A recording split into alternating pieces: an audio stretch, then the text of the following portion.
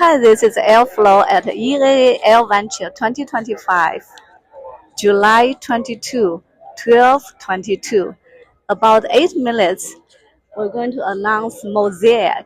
It's a big news for general aviation. Really glad you're here today. Gorgeous day to go flying, and some great news about flying too. We are very honored to have the guests we're bringing up on stage. And so to start things off, I'd like to introduce our CEO and Chairman of the Board of the Experimental Aircraft Association, Mr. Jack Pelton. Thank you, Dick. Welcome to Airventure. You know, what's very special about Airventure is it's an opportunity for us to really highlight the importance of general aviation, which some people don't realize in the country how important it is. And it provides over $300 billion in economic impact. It provides over 1 million jobs. And it's really a national treasure when you think about some of the other things that general aviation does that we've been highlighting this week, which is humanitarian relief, flying, along with medical flights and law enforcement. So it's critically important. This week we've also been highlighting all the innovation and safety improvements that are going on and the importance of that. But probably one of the best things for that to happen is to have a supportive Secretary of Transportation along with the FAA and everybody trying to lock arms and do what's best for the American people, especially when it comes to dealing with safety. I'm very honored that this week Secretary Sean Duffy elected to come over and find out what this was all about, and he spent a lot of personal time here. He's asked a lot of questions. He's got out and seen a lot of things, and I'm very excited and interested to hear his opinions of what he thinks so far. So thank you. And Sean? Oh, it's great to be with all of you. I apologize first off. I've come down with a cold. I lost my voice yesterday, but it came back for this great event today. Before we get started, just real quick, how many of you are not from Wisconsin? Raise your hand. Not. So, okay, great. So hopefully you've had some spotted cow beer, you've had cheese curds, and you've all experienced our great Wisconsin weather. I'll just encourage you to spend more money to help drive our economy in Wisconsin. We'd be grateful for that. Just spend a little bit more. But welcome to our great state. It's wonderful to be back here. I've spent my whole life in Wisconsin, born and raised a little bit further north, up in Hayward, and my congressional district was in Wausau and that northwestern third of the state. So it's good to be back. I just want to tell you all that I think it's fascinating that we have an administration that cares about aviation. Before I took this job, actually when the president gave me this job, he talked about big, beautiful roads and bridges that connect our people. That was the first thing he talked about. But the second thing he talked about in November of last year is he talked about aviation and how we have to make sure we focus on aviation. We upgrade our systems, we make it safer and more innovative. And so to have a president that cares like that about aviation is really helpful to drive the reform that we want to see in this space. Now, I don't know if any of you have seen what we've done with regard to air traffic control. We are going to modernize ATC. By the leadership of Sam Graves in the House, who's here. They gave us a historic $12.5 billion to start this upgrade, which is absolutely historic. And we are driving reform to bring online more of our air traffic controllers. You all know we're 3,000 short. We get slowed down, we get delays, we get cancellations. We're grateful for our current controller support, but we need to bring more people into the industry, and we want to ask those who are at the age of retirement to stay on and help us out. So excited about all of that, but I know that's not why you're all here today. We're excited because this administration, as I mentioned, along with the president, has promised to modernize aviation safety and efficiency, and today we're making good on that promise. We just finalized a major reform that's going to make recreational flying safer, more accessible, and far less red tape to tie us up in. And as you all know, that is our mission on MOSAIC. And so, that's right.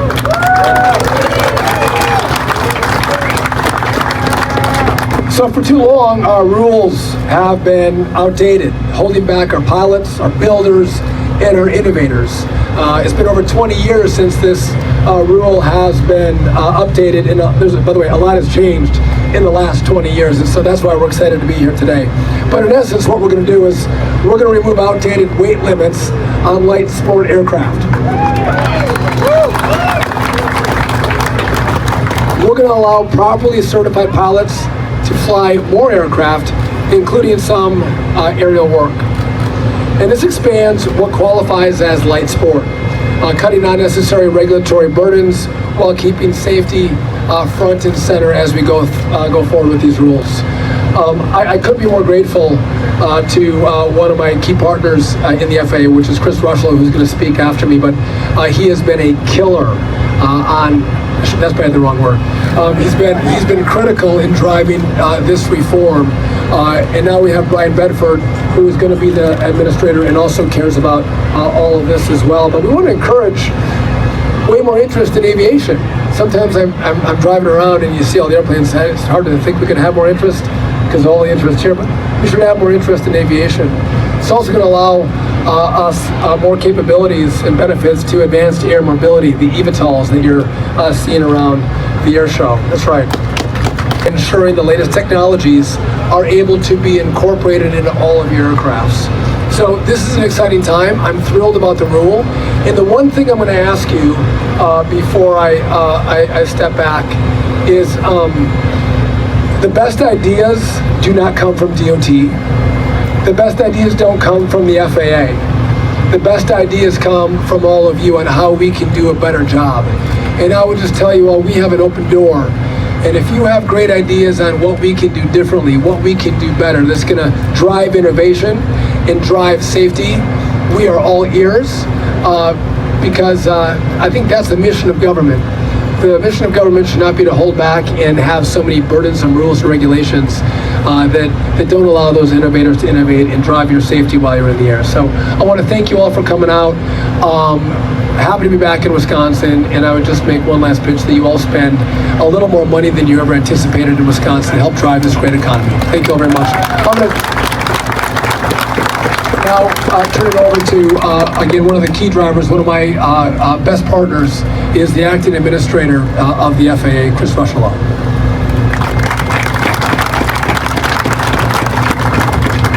Well, thank you, Mr. Secretary. And on behalf of the FAA, the entire FAA, thank you so much for your leadership in getting this rule across the finish line. I will tell you all, I've had the great fortune of working with the Secretary now for over 6 months. And as you can tell, the passion, the commitment to aviation in general, but certainly to aviation safety, has been remarkable. I've had the good fortune of working with the FAA off and on for over 25 years, and I've never had a leadership team, particularly Secretary Duffy, like we're experiencing today. So thank you, sir. Appreciate that. I also want to take a moment to say thank you to the FAA team, my team, that has been so hard at work with all of you in getting this rule done. And also, I think it's very important to realize, in addition to the FAA work, we went through over 1,300 comments in our public notice. And so thank you to the industry for contributing to this rule. It really is a great testament to government and industry coming together to put together rules that make sense, rules that lower the bureaucracy and increase safety, because that's what we're all about every day. So, as the Secretary said, MOSAIC will expand access to safe, modern, and affordable aircraft for recreation, training, and aerial work, all while upholding the highest safety standards.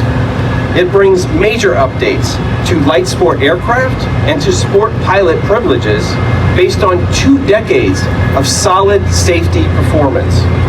Now, over the next year, we will phase in this rule and conduct broad outreach to everyone so they know what's changing and how we will implement that together.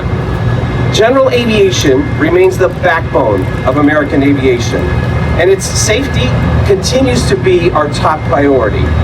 This spring's General Aviation and Business Aviation Call to Action hosted by many of the general aviation associations that are here today, was much appreciated and another step in that journey to a safer general aviation community.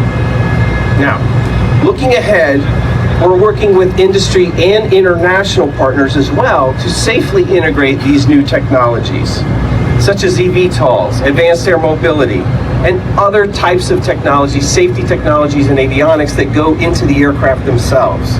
Together with global partners such as the UK, Canada, Australia, and New Zealand, we're also harmonizing the standards so that the builders of these aircraft can sell those aircraft overseas and again, maintain that global safety posture. As I like to say, safety is a team sport. It depends on collaboration across the FAA, across industry, and of course, the aviation users themselves. I'm inspired by the collective effort I see here every day at Airventure, and I see MOSAIC as one of those prime examples of what we can do together when we get in that room and work it out. So, together we will continue to keep our skies safe, accessible, and of course, to make sure that we continually improve along our successful paths going forward. So, thank you all. And now,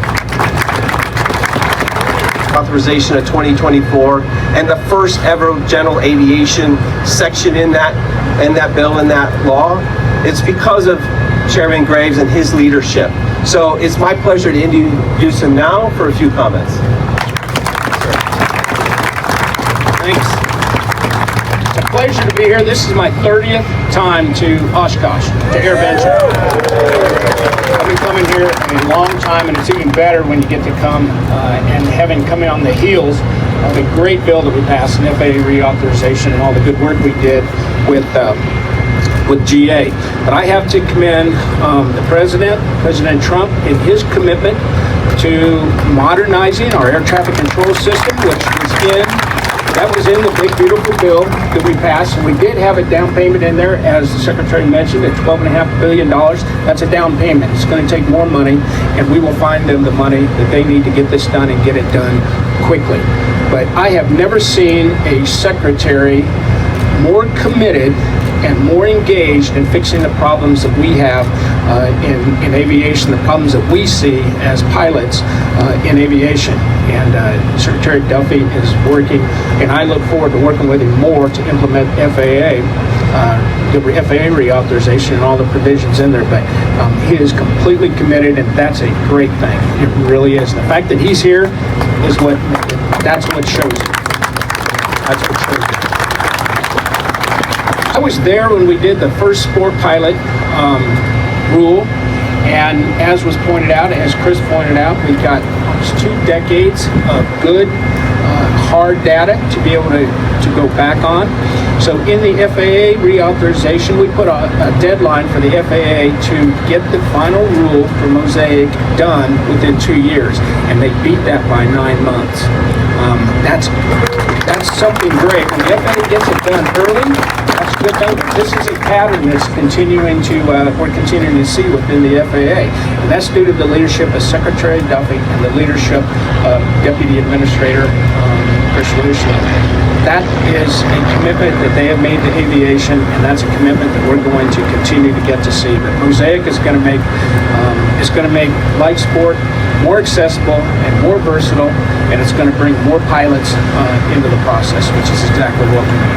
I want to thanks guys for what you did and for implementing that. I'm going to turn it back over to you. We all enjoy this great event, and under Jack's leadership, he has built this out in a profound way. And Jack, I know everyone here appreciates your hard work to make this a world-class event, the best in the world right here in Oshkosh. Thank you for your leadership. And just as a note, if you see one of these folks walking around in an FAA shirt, there might have been times in the past where you might have want to boo them. Tell them thank you, because it has been their truly hard work that has been in the forefront of thinking how we can do better to serve all of you, drive innovation, and truly drive safety. So if you see those blue shirts and the FAA logo on them, please say thank you to them, because they're working tirelessly for all of you to get it right. With that, we're happy to take questions.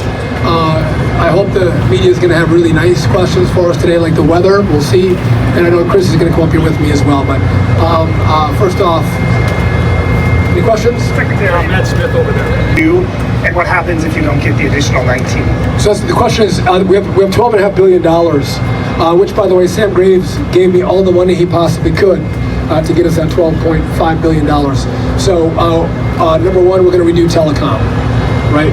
Radios, voice switches, let go from copper to fiber, build a brand new telecom network. We're going to replace our 1950s, 1960s, 1970s radar with that money. We have $2 billion for a brand new center. Where that's going to go, we don't know yet. There's potentially opportunity for consolidations of centers in the country. But if you're thinking about a brand new air traffic control system, it really is the common automation platform.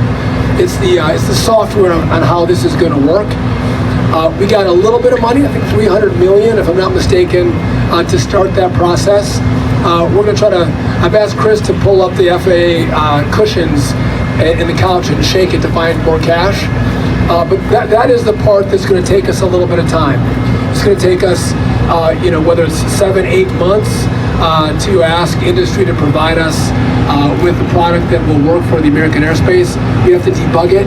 So we're probably a year and a half out before that could be deployed. But that truly is the new system that we don't really have an off-the-shelf solution to deploy. And I'll just make one of the notes. It's been a problem because Congress has given sporadic funding, no doubt, but this is complicated to do. But again, if we could put a man on the moon with technology that's less powerful than your iPhone, we can absolutely update our air traffic control system, and we are going to make that happen. And if it doesn't happen, I can guarantee you, hopefully not on Twitter, but somewhere else, the president will fire me. So I'm going to make sure that happens for sure. And quickly on training, we visited the site in Joliet recently where they're training folks to become air traffic controllers. Do you have any plan? Is there a concern that the training needs to expand? You need to open more sites. You need to get more people trained. On the back end, how do you solve that? So we're talking about controllers. Oklahoma City is the heart of training our controllers. There's the opportunity to have more schools stand up and train more controllers. But we have the most controllers in the history of Oklahoma City at our training facility right now than ever in our past. We're going to hit our 2,000 controller threshold this year. We're hoping to get to don't lock me in this. I'm going to shoot for 2,500 next year. Maybe it's me 23, 24, but we're going to get more controllers in. I'll just tell you, it was more complicated than you would recognize to actually get rid of the bottlenecks, to get the best young people into the school first, and get them in fast. If it takes 2 years after you apply for the school and you can't get in, you're going to go find some other job. So we've streamlined that process. I've also offered controllers who are at the eligible age for retirement to stay on, help us out. We're giving them a 20% upfront bonus per year for every year they stay. These are the most experienced controllers. We're in great need. We want to see them stay on with us, help us out during this time. So, and again, you saw. Thank you. Yes. By the way, if you see the pink shirts around, thank them too. They're. So what that's going to include is your Cessna 172s, 150, your Cherokees, all the Piper Cherokees out there. It completely overhauls that, and we're going to base it on. That's the most important part of this. And also, there's no seat requirement in there anymore. We've done away with all that. It's based on 61 knots stall speed. So that's what everybody wants to know.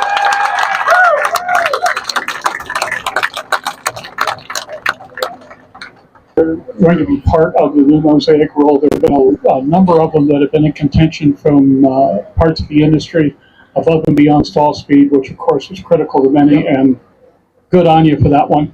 But we'd like to get some more parameters if we could. So we'll tee these guys up. Before we came out, Chris said, I'm taking all MOSAIC questions with Sam Graves. I said, okay, that's fine. So.